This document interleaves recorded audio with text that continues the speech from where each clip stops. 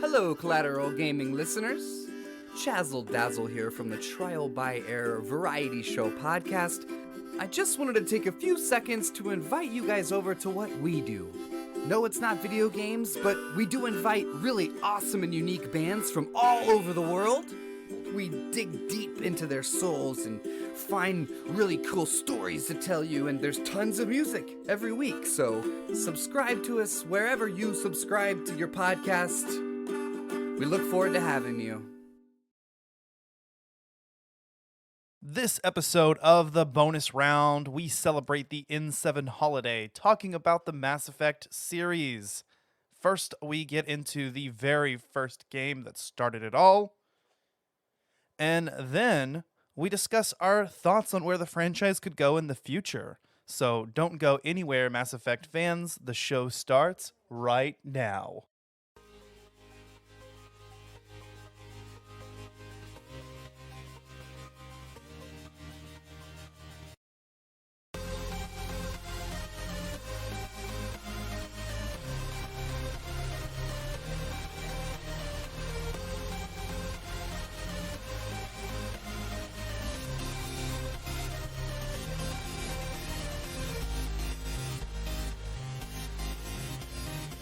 Welcome to Collateral Gaming bonus round, guys, and happy N7 day. My name is Megan Gomez.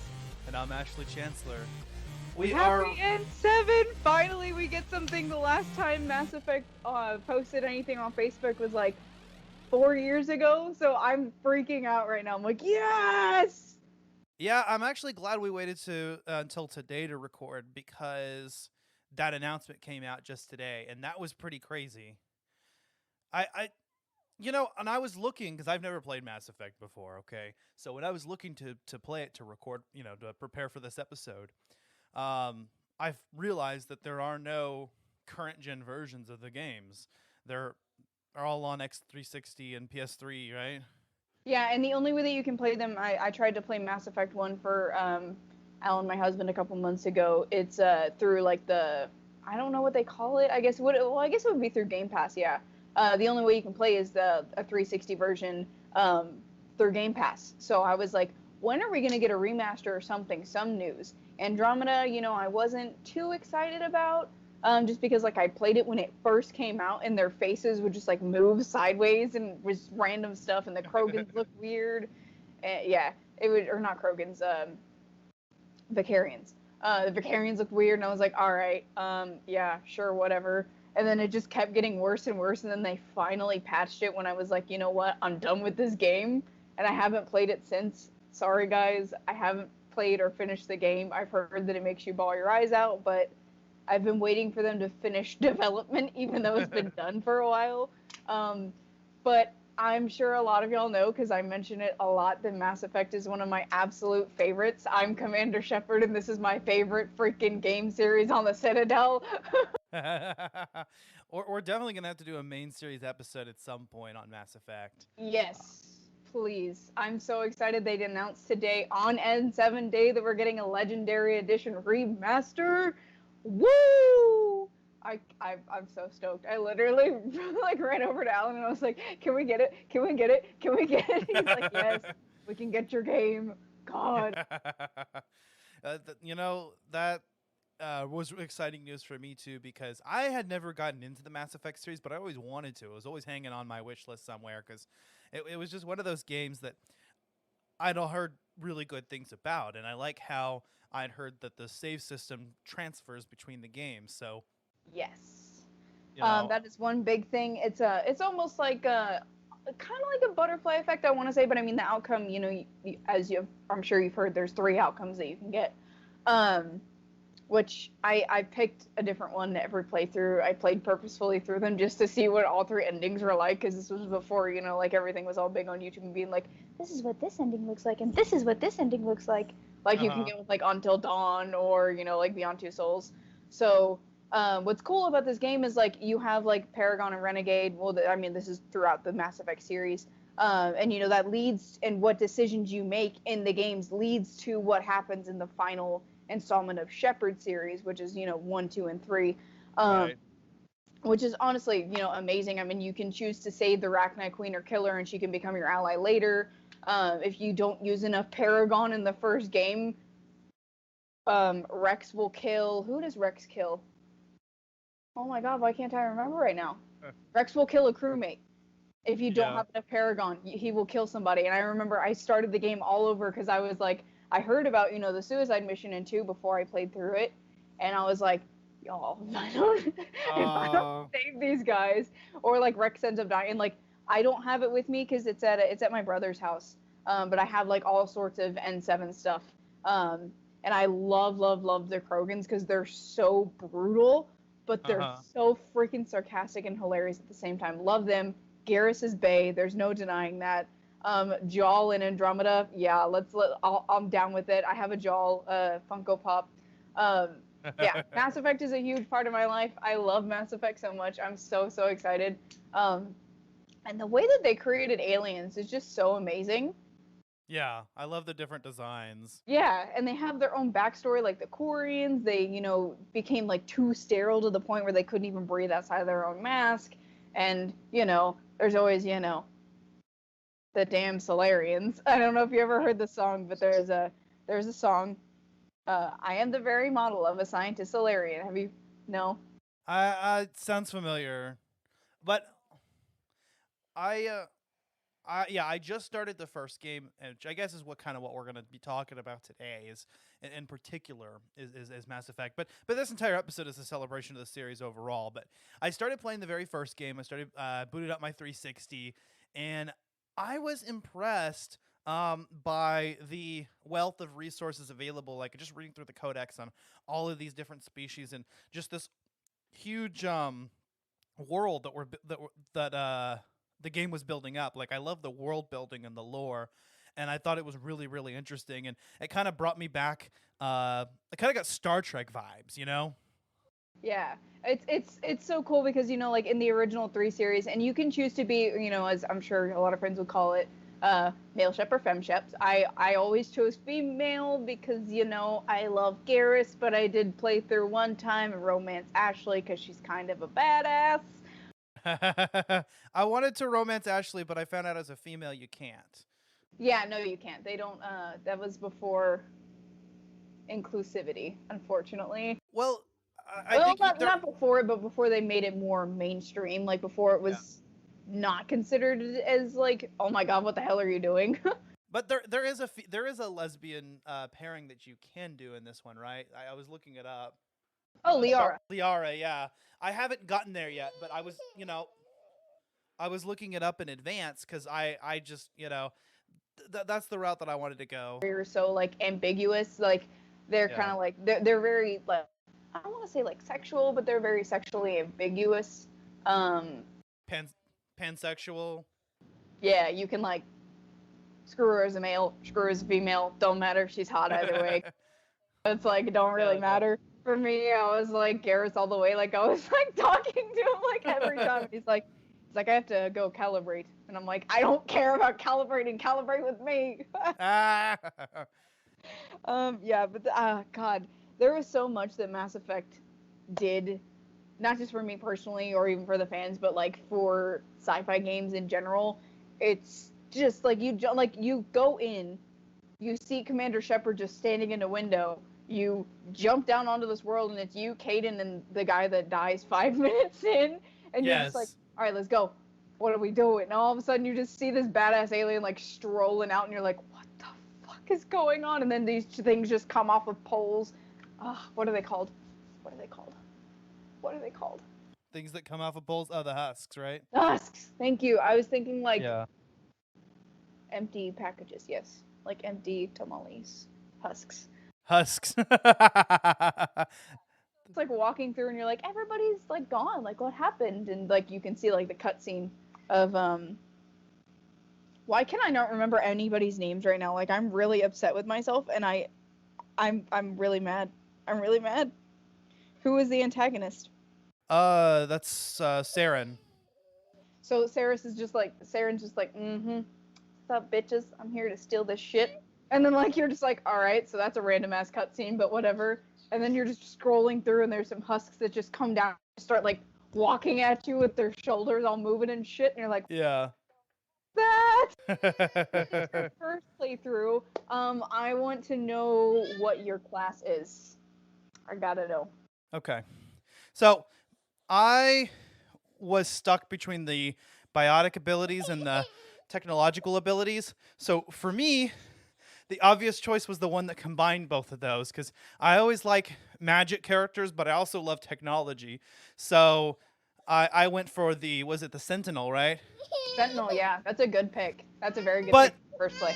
I was very disappointed that they only get one choice of weapon because I'm also a sniper guy and a shotgun guy. Yeah, so that's kind of the good thing about the team dynamic that plays in. Of course, all of them, you're always going to have your two squad mates. Something that really, really helps, I personally chose Infiltrator because I like being able to stay in the back and having my big tanks being able to take most of the damage for me. So then I can just, snipe from the back and can use, the drones and the overload and things like that while I'm in the background and have them, that takes down their main shields and stuff, especially on, a lot of the, why can't I remember the name of anything on freaking N7? Legion. What is Legion? Legion is why do I keep wanting to say Gek? I'm thinking of. You're thinking of No Man's Sky when you say Gek. No Man's Sky. I've been playing a lot of No Man's Sky recently. Oh, that's a badass game. Yeah, it's really fun. That was one of our early episodes. Yeah, that's why. It's because it's so similar. Geth. So. Oh, the Geth. Yeah, those are like the main bad guys. Big and tanky, and they form such big units, and I did kind of hack the game a little bit because there's only so much they'll go because they have the hive mentality that they don't stay too far from each other. So I would use that and send my squad mates out in front of me and just attack their shields while I was in the back, and I'd be sniping them all. Like, my headshots were freaking legendary. You don't even know, man. So I personally loved Infiltrator because I could take a biotic with me, and I could take, I always took Rex everywhere I went. So I pretty much always took, like, Rex and Liara. I love Rex and Liara the most. I mean, I love Tali, but Tali is, of course, an Infiltrator like me, so is Garrus. But I did take Garrus with me on specific missions, if you know what I mean. Ashley's also a good one. As much crap as he gets, also, Kane's a pretty good one. And Ashley was, her name's Ashley Williams, is a reference to Evil Dead. And I thought that was really cool. I recognized that right away. Yeah. She's a very, very iconic voice actress as well. I cannot remember her name right now for the life of me. But I've also, I have met Garrus's voice actor.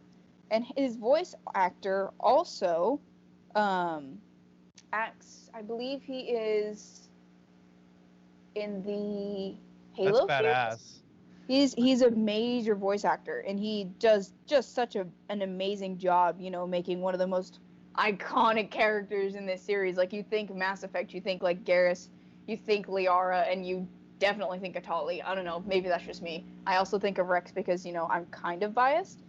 Brandon Keener is his name. So his biggest ones are going to be CSEC Officer Garrus Vakarian. He's also he's Isaac from The Division, Detective Harold Caldwell in La Noire, and Tobias in Saints Row. Wow, and I looked it up. Ashley Williams is Kimberly Brooks. Yes. She is iconic. Like, extremely iconic. And I know this definitely blew up for a lot of them because, I think there's a lot of mixed reviews because of the way that Mass Effect 3 ended. I'm not going to spoil that for you or anybody else, but I will tell you that there is only a couple of choices and you're not going to like any of them. I know a lot of people were disappointed by the ending in Mass Effect 3, so much so that they later release a DLC that kind of fixed the story a little bit for people. I personally didn't choose to do it just because that's not how the game was created to be, and unfortunately, even though it's sad, Shepard, that's just the way he is. He sacrifices, he, she, whoever, whichever gender you chose. That's the way that Shepard is, for, the greater good of the galaxy. And I love that about Shepard. And Shepard is such an interesting character because, you've got this dude and he's an N7, which is basically like it's the space version of, like, a SEAL or, like, all of that, very, very high ranking elite squads. And, N7 is considered, the most, I don't even know what to word this. Prestigious, honorable, thank you, husband in the background that's sprawled out on the bed. Uh, it's considered very, very prestigious. And he just does even. He's like, yeah, fuck it, whatever. Like, I got an N7 on my chest. Like, he just handles it so well. Especially, considering that in, number 2, I'm not going to spoil it for you, obviously, Ash. I wish you would have played it so we could nerd out together, but I'm going to try to keep a consensus of it. I'm sure that you're well aware that number 2 is a suicide mission. He handles it pretty fucking well for a guy who's sending himself and everybody that he loves, that he considers family, right in the middle of fucking nothing. Also, since we're talking about number 1 is also where you get to pick your background. You can choose something else. If you go into Mass Effect 2 and you don't have a previous encounter, you can pick something so it automatically sets all those levels and stats for you, kind of thing. Right. So like your Paragon, your Renegade, things like that. But I want to know what background you chose, because I'm very intrigued by this. Everybody always gives me a different answer. Okay, I did the colony one. Where the colony was raided and your parents were killed? Yes. Thanks. That's the one I did. That's the first time I've heard somebody say that they've used that one. Really? Okay. Because I don't know. To me, that seemed the most interesting. Neither of the other 2 options really appealed to me when I was reading the background like summaries. Yeah, that's the one I chose after I had done a couple playthroughs. My first playthrough, though, and my most memorable playthrough was the one where I chose War Hero, where I saved everybody and all that. I just felt like it was on par with what I was understanding from just watching like bits and pieces and things like that. I felt like it was the most suitable for a character of this stature, because it was like Shepard is a very deep down emotional, doesn't let things out kind of character. So I was like, yes, saving everybody. Yes. Okay. Yeah, well, I chose the colonist as my background, my pre-service history, and then I wanted to do War Hero, but I think for me, Soul Survivor is the one that kind of hit home more, because for me, it kind of felt like it was more my state of mind, which was kind of just this idea of being like psychologically broken, and and I just felt like I would be able to identify with that a little bit more. And, although, interestingly enough, I originally my first character, I was going to make him, a male shepherd and make him look like me. And when I realized I couldn't really make the character look like me, I ended up deciding, well, fuck it, I'm just going to do a really hot as fuck female shepherd. Hell yeah. I love as crazy as it has gotten to be able to customize your characters, I would say that Mass Effect is definitely one of the first that's like, you can get pretty intense with that. Like, you can't do too much, but I did make one that looks almost completely on par with Daenerys Targaryen. Oh, damn, that's cool. I was like, I gotta do this, man. I did one that looks exactly like Jon Snow, almost. Like, it's as close as you can get, considering the game's engine and everything. And then, what was the last one I did? The last one I did, I think, was Daisy from Agents of S.H.I.E.L.D. That one was fun. Okay. So yeah, I like to, especially whenever I'm testing out a game's customization engine. I don't know if anybody else does this, but I like to pick a character from a show or a movie that I really, really love, and I like to see how much I can make them look like that character, to see how I can get with customization. Because then once I'm done with my first playthrough, because I'm like, I don't want to look at myself while I'm playing a game. Like, that's just weird for me personally. I like just seeing like the character being able to play through it, because that's just kind of, I click a little bit better with that. But I like that you chose the Soul Survivor, because I don't think I ever picked that one in any of my playthroughs. I always chose War Hero. But yeah, I think I chose Colonist War Hero every time. I just couldn't change it. Like, I was like, man, I'm going to change it in a different experience. It's like Skyrim. Once you start up, it's like, I'm not going to be a stealth archer, and you end up being a stealth archer. Same damn thing. Yeah, I enjoyed the customization options.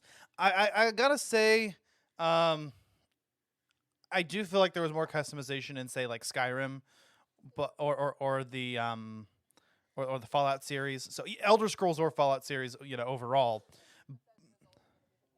Yeah. That's Bethesda's thing. But yeah, I was surprised by how many customization options there were available to me. And I was also impressed by the depth of the gameplay, because I mean the game feels dated. You can feel, I mean, it's definitely due for a remaster, but it It's released in '07. It's 13 years old, dude. Can't believe wow. that. It's stunning for a 13-year-old game, I'll say that. Yeah, exactly. It's stunning. The level, the depth of gameplay that you get into, and I would say for the time that you can definitely trace it back to, it feels technically impressive. Like, I was playing this and I was like, I imagine like this was the shit at the time. Like this was It crazy. Mm-hmm. You know? It was insane. And I remember like going to school and like talking with my friends about it, being like, guys, what did you choose for your wheel? What did you choose for your dialogue wheel? They're like, oh, I chose this renegade option. Because like in the first game, you can only like, are you more Paragon or are you more Renegade?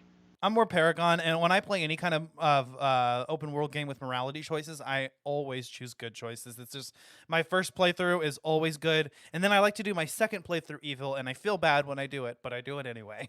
That's the one thing I personally love so much about Mass Effect is what's cool is like in the first game, it's like you have to choose Paragon or Renegade because that really sets the foundation for who Shepard becomes. And like, we didn't even know this playing the first game, but it's really cool how they tied it in and how it like really sets who you're going to be.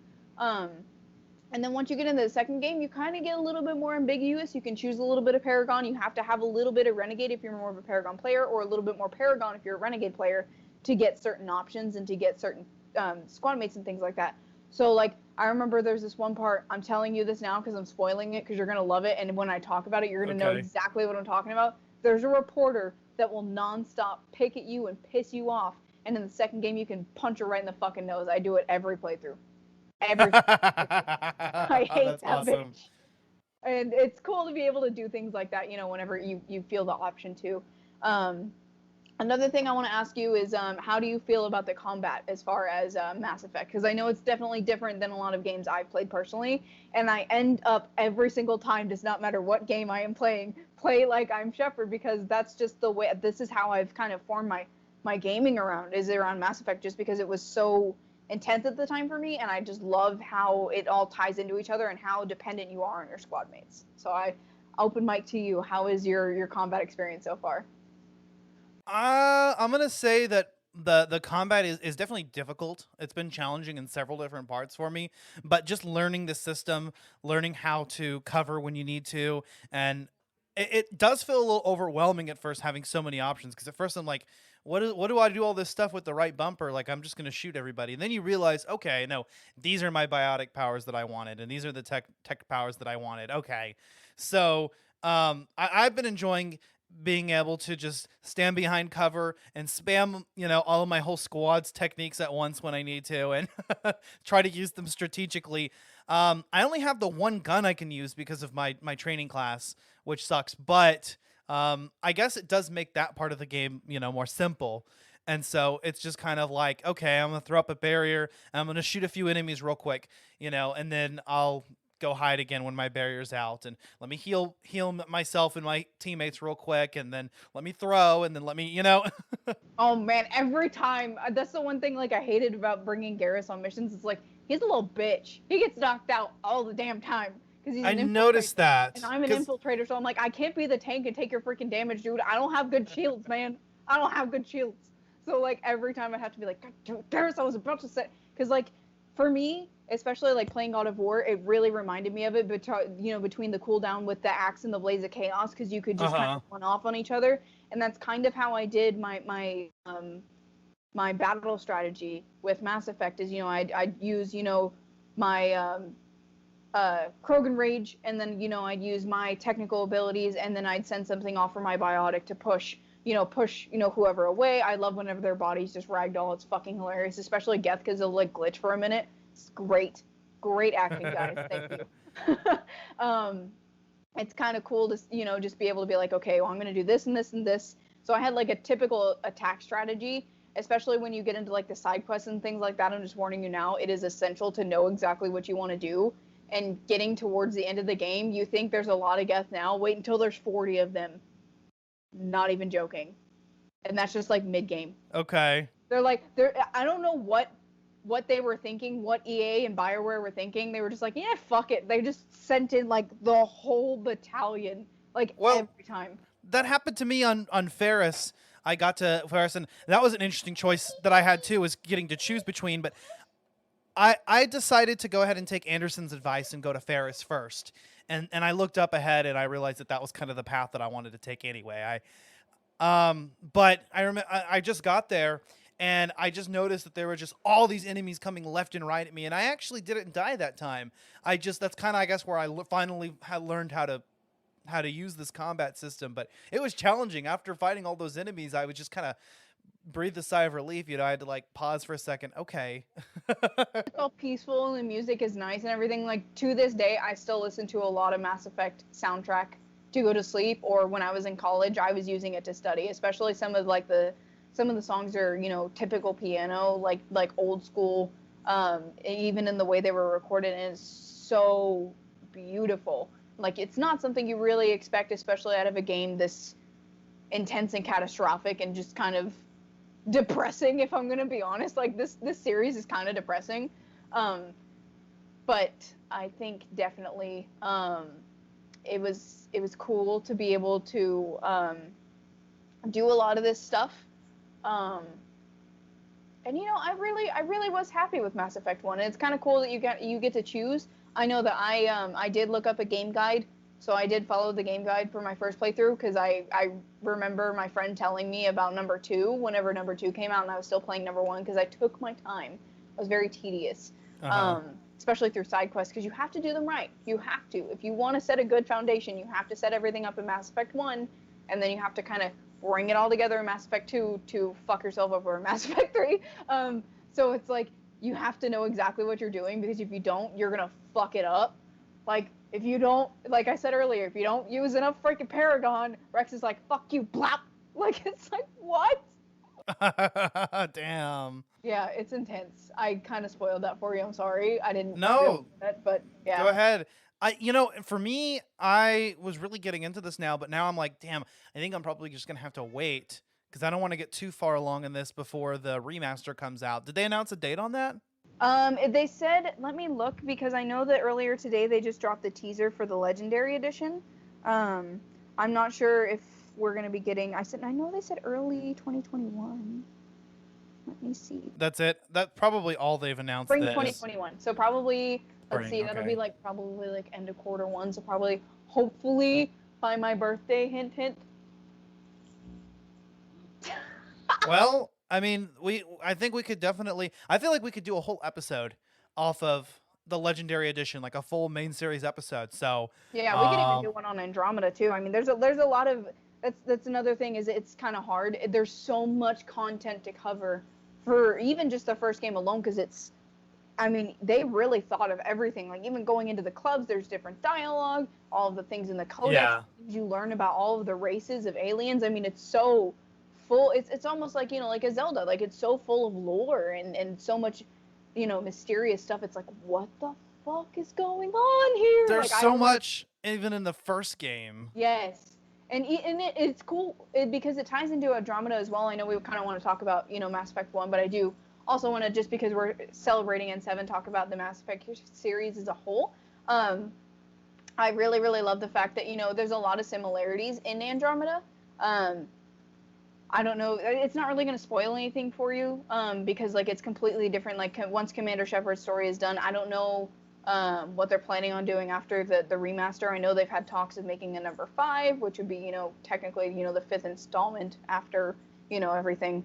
In Andromeda, basically, everything happens, and then they're set on an initiative, which is called the Pathfinder Initiative, to find a new home for all of these races of humans and aliens. And it's you and your brother. So it's Ryder, and then I think it's Alec, and I can't remember the female's name, because I always choose the female, because you can choose their name, but I don't remember what the twin's name is. But basically, it's you and your twin and your father in the Pathfinder Initiative for the humans, and it ties in together, even still. And there's still, grudges that are held against each other from, the Krogan. Why? Because I was thinking, did I say that right? I just like totally brain farted. Krogan, right? Krogan genophage is what I was trying to say, and I was like, Krogan. Krogan. And the Krogan genophage, and also, you know, like all the beef with the Solarians, the Turians, you know, and you know, there's just so much, like even little like things like that, like tits for tats and civil wars, and there's just so much intensity, and it's all tied into all the games, and it even comes forward into Andromeda, which, by the way, as much as I don't love that game because of the way that the graphics were, hello, Foot.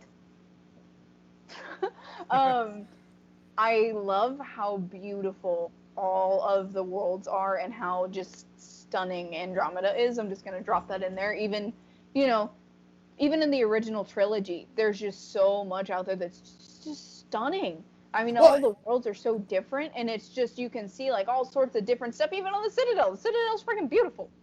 Yeah, and the world is so huge. I remember getting onto the Normandy, you know, as the captain of the ship for the first time after the Citadel, and you get on and you access the galaxy map, which I wasn't able to access before, right? And you get on, and then I just noticed, you know, you have to zoom out like 3 times to get out of the Citadel area, and then there's the entire Milky Way galaxy, and you've got, you know, you go into this section of the galaxy, and then you go into a smaller section, and then you go to a system, and you go to the planet, and I was like, holy shit, like this game is huge. Also, fun fact, I don't know if you know this, I don't know if you love the Joker. I personally love Joker. Like, he's one of my favorites.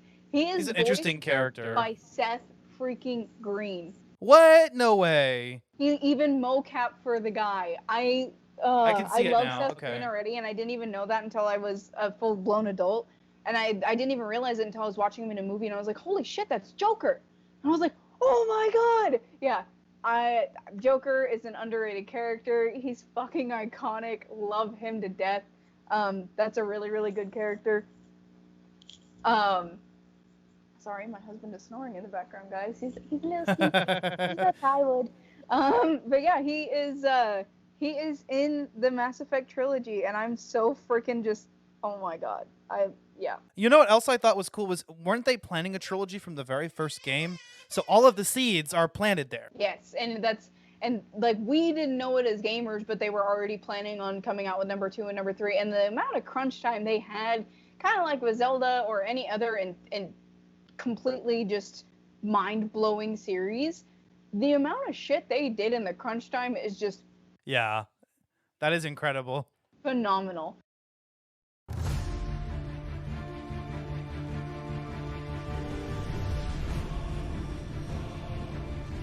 We face extinction.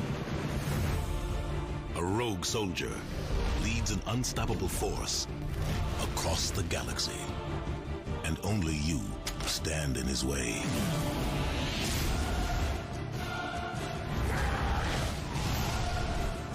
Don't you understand?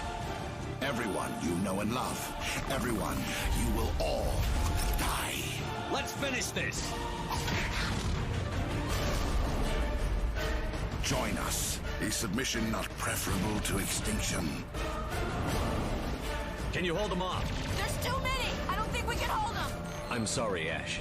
I had to make a choice. I understand.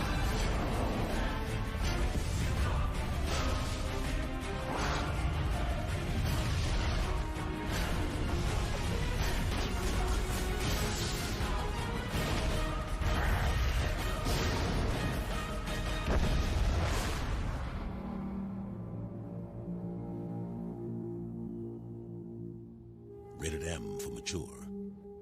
So I know we've been talking about Mass Effect for a little while. We're coming up on almost 40 minutes here.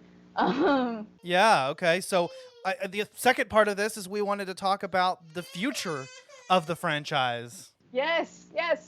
So I know that the Legendary version is coming out. I cannot freaking wait. This is something I've been waiting for since before Andromeda came out. Whenever they, released the Xbox One, I was like, are we going to get, Mass Effect? Like, is that going to be a thing? Especially, with all these new gen consoles coming out, I was like, come on, like, we got to be hearing something. Like, EA and BioWare have been way too quiet on this, and they know how much fans love the Mass Effect series. Like, even to this Right. day, there's still people posting and talking about it. So it was like, how are we not hearing anything? And then finally we hear today on N7 day, which is always their thing. Even Andromeda. Andromeda was dropped on an N7 day where they were celebrating with all the producers, and I knew something was up because it was like, the producers don't hang out that often unless they're talking about shit for a new game, or they're going to release some limited edition March or something. So I was like, all right. Then they dropped the Andromeda trailer, and I was like, oh shit. And then there was nothing since 2017, and I was like, okay, something's got to be going on, because they wouldn't be this quiet for this long, especially knowing how bad fans want a remaster. So I just cannot freaking wait. I don't even know what to do with myself. I'm probably going to cry a lot, because I don't even know what they're going to do with remaster as far as like improving it. I hope that I'm not too overly critical, but I just can't. I can't wait. Yeah, I'm excited because, like I said, I was wanting to see this game series remastered, and that would have been the push for me to want to start playing. You know, if not for the podcast and for you suggesting it because of the the holiday. Yeah. So I'm glad that it's finally coming, because that gives me, and I think a lot of other players, a chance to, we're incentivized to start to play this series Yes. if we never have before. And obviously it's a chance for old fans, and veterans to really get back into it and enjoy the game on a brand new console generation. And so that's exciting. I'm wondering then if they're doing this, right? And they're kind of taking us back to the originals, right? Mm-hmm. So I did not know this. I was actually just checking it out. They also released I didn't see it in the trailer. I don't know who picked up on it, but we are also getting another Mass Effect game. So you're right. That confirms your suspicions. Okay. I don't know what we're going to be doing. Maybe it's, it could even be as far as, like the Krogan Genophage era. Could be during the Turian Wars. Could be, Shepard's start. I don't know where it's going to go, because I know, like this coming out with the Legendary Edition, it's going to give players, a chance to delve into, the original lore, the original, cast. I want to say like the original crew, I guess I should define it as.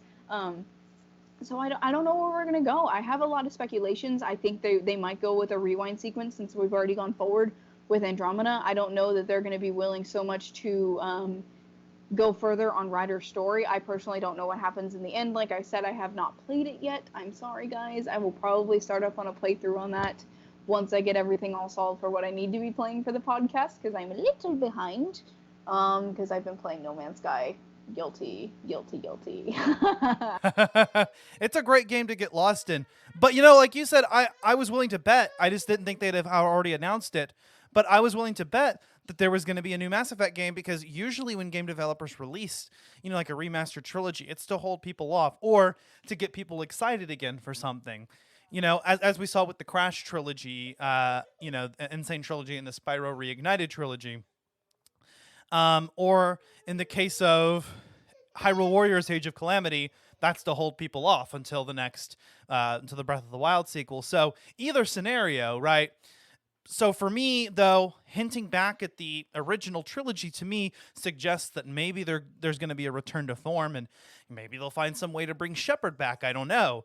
Or are they going to continue going in the Andromeda galaxy, which is what what seemed to be the direction they were going. But I don't know. How was the fan reception to Andromeda? I think we were really, really excited because we weren't sure what was going to happen. I know I personally, because I love Mass Effect so much. Literally, like, my gamer tag is Mirror's Effect, because I love Mirror's Edge and I love Mass Effect so much. This is like one of the most iconic games for me. Like, my number one is probably going to be the Mass Effect trilogy in a whole, because you can't just pick one game. Like, this game is a pack together. It's toothbrush, toothpaste, and mouthwash for me. And this series is so iconic to me as a gamer. It really shaped who I am today as far as play style, as far as how I choose to do things in games now. So I was so excited for Andromeda, and I was really sad that it flopped. As far as like facial for me, because that's one of the big things is like in the third game in Mass Effect, you can literally see the pores on Shepard's face when they turn their head.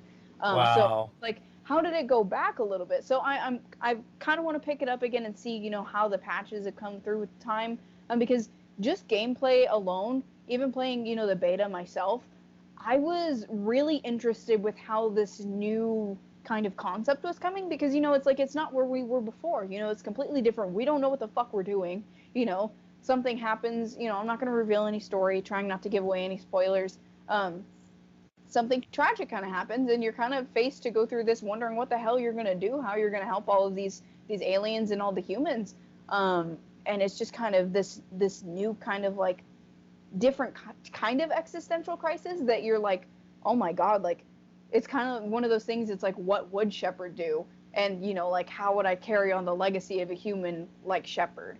Because Shepard is, of course, mentioned in Andromeda. You can't get away with that, EA and BioWare. We know you. Right. And also, I think they have been kind of hinting on a new game for a while, because I'm going to talk about it with and Anthem. Excuse me. God.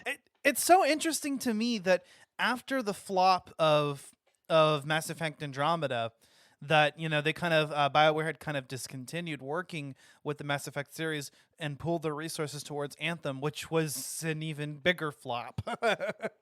So with Anthem, there is an N7, which is on all of my builds, by the way. There is an N7 skin.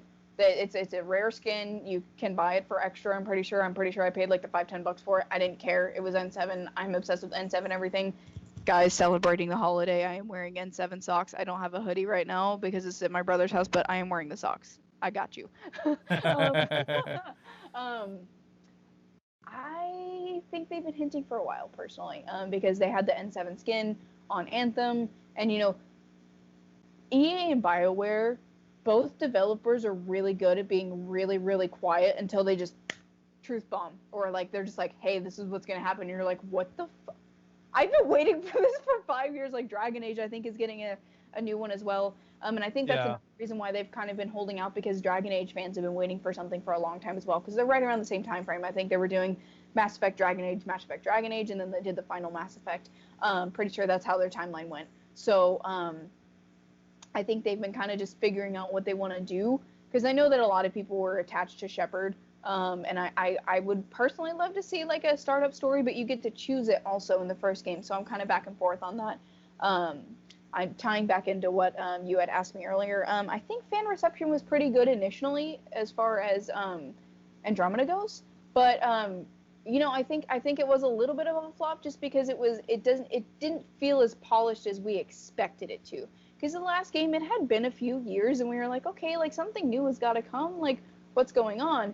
And then they end up, dropping, Andromeda, and it just didn't feel like the game was fully completed like they wanted it to be. Well, and nothing from the original Mass Effect series carried over. Isn't that like what the claim to fame for the series was, that, the save files would move over and migrate from game to game?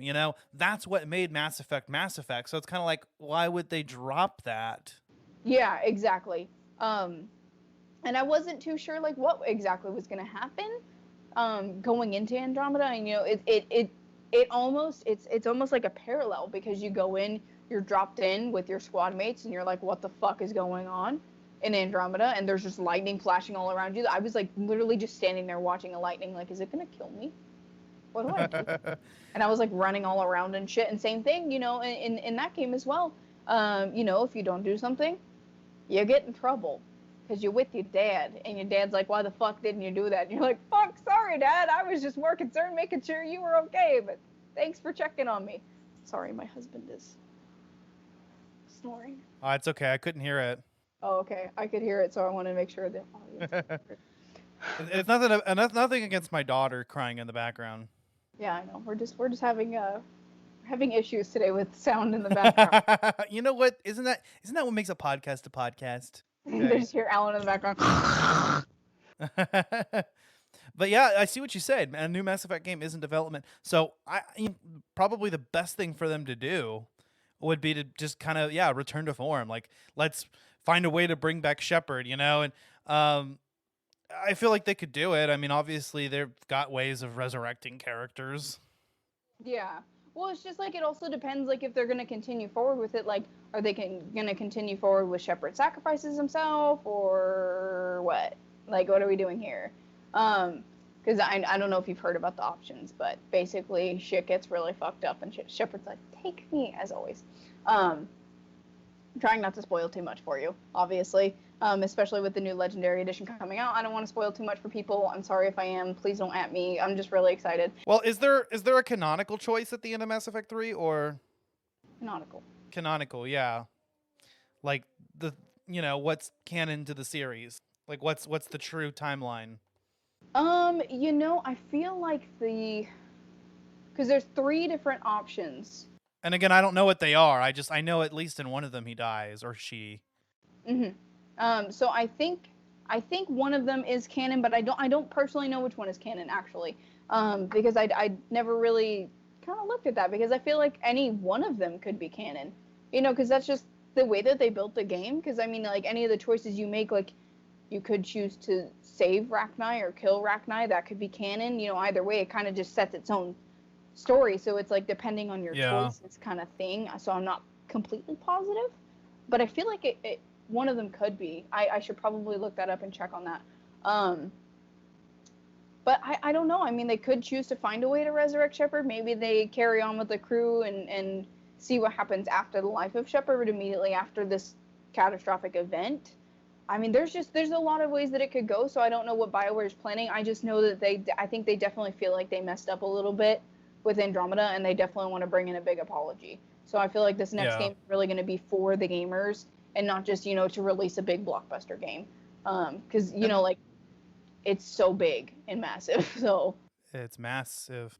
They no, but like obviously they're taking their time with this so that they can produce something that's actually gonna resonate well with the fans, because like we mentioned before, Mass Effect 3's ending was criticized a lot, and it sucks because from what I hear, the game otherwise is awesome and is perfect. It's just people will literally hate the entire game because of the way that the ending goes. It doesn't feel right the way that it ended for a lot of fans. For me personally, I was like, you know what, if this is the way it's gotta end, this is the way it's gotta end. Like, I gotta save everybody. I gotta save my booze. But it all just could depend. I know that they're probably taking their sweet old time because they want to make sure this game is perfect, which I'm perfectly okay with. I am so happy with that. Take your time, EA and BioWare. I'm totally content. I will wait as long as I need to wait for a beautiful game. I've already waited this long. What could make me wait longer? Let me play 5 playthroughs through freaking the Legendary Edition and play with my original squad. I'm cool with that. Me personally. And maybe that save data will transfer over to the new game, and that's what they're building up. Maybe that's the other reason why they're releasing this. That very well could be. Maybe something happens to one of the squad members. Maybe they go rogue. Maybe they form something off of Shepard's legacy. I mean, there's a little bit of talk of it, in Andromeda. Like, everything, ended in our area, so we had to kind of exit and find another way to live, which kind of felt, for me personally, that felt like the easiest way out, which was why I don't think that Andromeda was received as well as it should have been. I was kind of hoping for maybe like an origin story of, like, how the humans, formed their way into getting into space, or, how we got out of our own system and just all of a sudden encountered these beautiful freaking aliens. I mean, Krogan aren't that pretty, but the Asari, they hot. Yeah, I know. I would totally go for some Asari. Yeah, me personally, Tali is bae. Especially when she takes it off, I think once. She takes off her mask. And okay, because I don't know what she looks like underneath the mask. She's so pretty. Like, it ain't even fair. Like, how Minna is in her human form in Twilight Princess, and she's just fucking stunning. Same thing with her. Same thing. And that's another big character that I think is very underrated. She literally changes her last name for Shepard. She goes from really? Zavas Nima to Tali Zavas Normandy for her ship. Aw. Yeah, like, it's very cute, and I love it so much. I'm really excited. I'm just so happy that we're finally getting, something that we really wanted for a long time. I really want to play this for the podcast because I want to play this game with Alan, my husband. I'm sure that y'all know this, but I say my husband every time because I'm a newlywed, so screw you. I want to play this game with Alan, and I want to see what he really thinks, because I think he picked it up a while ago, but it's been such a long time that also I don't think everybody remembers exactly what happened, what they did and what they played through. I played through this game so many times, I don't even want to tell you. I probably put as many hours into the Mass Effect trilogy as I did Skyrim originally. I've played through this series a lot, and the series means a lot to me, and I really want to play it with Alan and our future children one day, once they're old enough, obviously, because there is, sexual experiences, but, that's for later down the road. Get your freak on. Get your freak on. I don't want to get copyrighted, so I'm only going to say those 2 lines there. Let's not get copyrighted. Yeah, no, Mass Effect is definitely, it's an awesome series. I'm glad to finally be jumping on the bandwagon with that. I'm glad you are. I'm so excited for you. You're going to cry a lot. I will bring you tissues. It's so emotional. This game series trilogy, I mean, even Andromeda, like in the beginning, like for me as a big fan, it punched me right in the emotional one feeling that I have.